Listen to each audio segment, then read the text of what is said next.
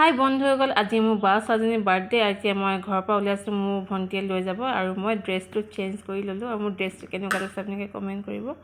আমি অইল ফিল্ডত, এই বাৰ্থডে গাৰ্ল অইল ফিল্ডত হোটেলত খাইছোঁ আৰু আমি চব আছিলোঁ, গোটেইখিনি আছিলোঁ আৰু বহুতেই ভাল লাগিছিলে আৰু গোটেইখিনি একেলগে আমি এনজয় কৰিছিলোঁ।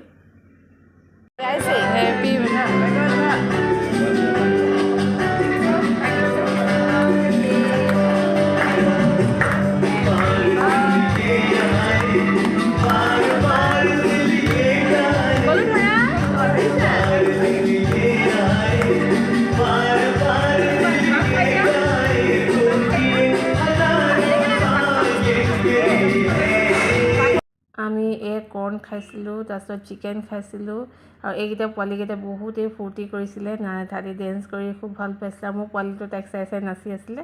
আমি গোটেইখিনি বহুত ধুনীয়াকৈ এনজয় কৰিলোঁ আৰু এনেকৈ গোটেইখিনি একেলগে এনজয় কৰিলোঁ, মা পাপা বাইদেউহঁতৰ ঘৰৰ মানুহখিনি আৰু ডিম্পীহঁত। আৰু মই লাষ্টত ভাত খাব নোৱাৰিলোঁ।